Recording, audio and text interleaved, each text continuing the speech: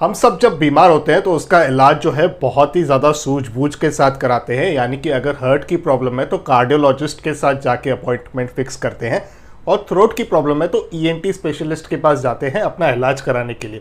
लेकिन जब पोर्टफोलियो बनाने की बात आती है, खास करके स्टॉक्स के अंदर अगर हम चुनाव करते हैं कि कौन सी कंपनीज हमें अपने पोर्टफोलियो में रखनी है, तो अपने बिहेवियर और अपनी पर्सनैलिटी के बारे में बिल्कुल नहीं सोचते हैं।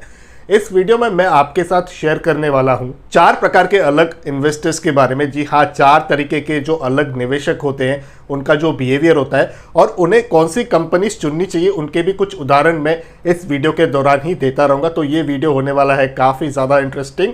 आइए मिलकर सीखते हैं। पहले प्रकार के निवेशक होते हैं जो जोखिम के बहुत ही ज़्यादा खिलाफ होते हैं। इन्हें जोखिम लेना बिल्कुल पसंद नहीं आता है। इनके लिए अगर रिटर्न्स थोड़े कितने कम भी हो तो वो चल जाता है, लेकिन जोखिम ज़्यादा पैसों पर नहीं होना चाहिए।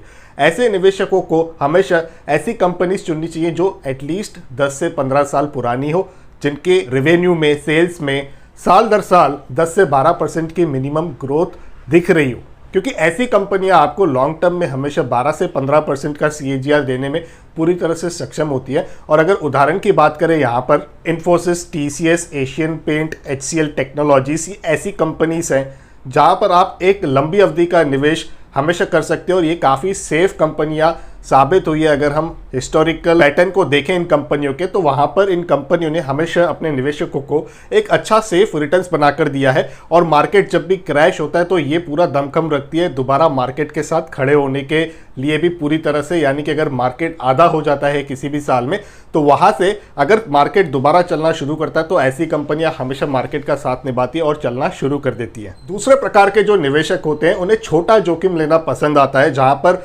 वो ये सहन कर सकते हैं कि 15 से 20% अगर किसी में कंपनी में लॉस हो गया तो भी चलेगा, लेकिन रिटर्न्स जो है वो 20 से 25% CAGR के हिसाब से मिलने चाहिए।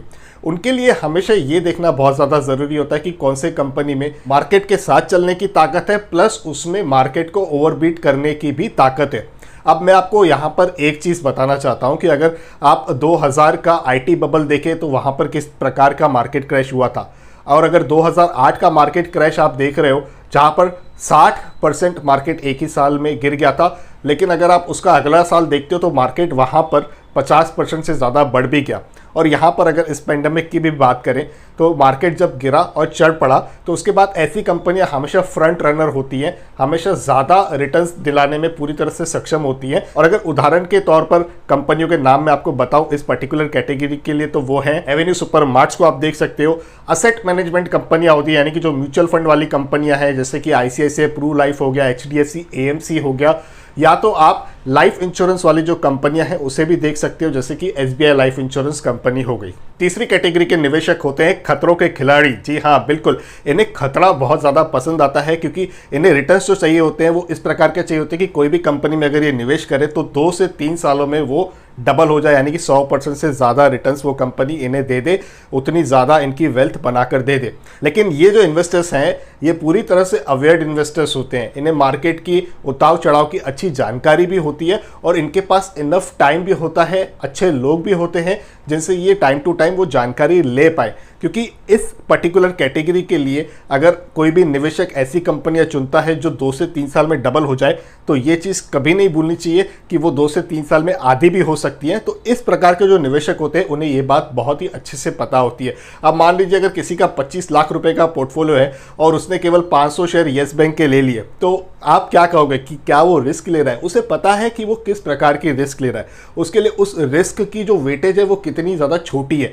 तो इस टाइप के जो निवेशक होते हैं उन्हें ऐसी कंपनीज चूज करनी चाहिए जहां पर आगे फ्यूचर में पोटेंशियल बहुत अच्छा है, और 2 से 3 साल अगर हम देखें यहाँ से वो ग्रो कर सकती है। यहाँ पर उदाहरण के तौर पे अगर आपको कंपनीज जाननी है तो मैंने पूरे 11 पावरफुल स्मॉल कैप कंपनीज का एक वीडियो बनाया था, वो आप वीडियो जरूर देखिए, आपको ऊपर आई बटन में लिंक मिल जाएगी। और उसी के साथ कुछ कंपनीज अभी जो चल भी रही हैं, जैसे कि फाइनेंस सेक्टर की कंपनीज को आप देख सकते हो, PNB फाइनेंस हो गई, उसी के साथ आप AU small finance, Biocon, Relaxo, ऐसी कंपनीज को आप जरूर रिव्यू कर सकते हो, क्योंकि ऐसी कंपनीज में ये दमखम दिख रहा है कि आने वाले बहुत ही नज़दीकी भविष्य में, यानी कि 2 से 3 साल के पीरियड में ये करीबन 60, 70 या 100% तक के भी रिटर्न्स दे सकती है। चौथे प्रकार का जो निवेशक होता है वो जोखिम से पूरी तरह से सावधानी रखता है। जी हाँ, जोखिम से वो पूरी तरह से सावधान रहता है।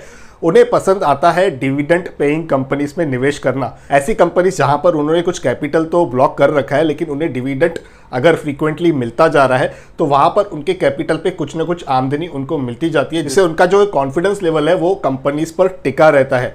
तो अगर आपको डिविडेंड पेइंग स्टॉक्स में इंटरेस्ट है तो उस पर तो मैंने एक पूरा डेडिकेटेड बहुत ही अच्छा वीडियो बनाया हुआ है, आप लोगों का काफ़ी प्यार मिला है, आप उसको भी देख सकते हो। आई बटन पे मैं उसकी भी लिंक दे दूंगा और वहां पर आपको 10 डिविडेंड पेइंग कंपनीज की लिस्ट भी मिल जाएगी। तो इस वीडियो में बस इतना ही। उम्मीद करता हूं आपको ये इन्फॉर्मेशन पसंद आई होगी। पसंद आई तो लाइक कर दीजिएगा, शेयर भी जरूर कर दीजिएगा, ताकि सभी लोगों को ये जानकारी प्राप्त हो सके कि किस प्रकार के निवेशक को किस प्रकार की कंपनीज में निवेश करना चाहिए।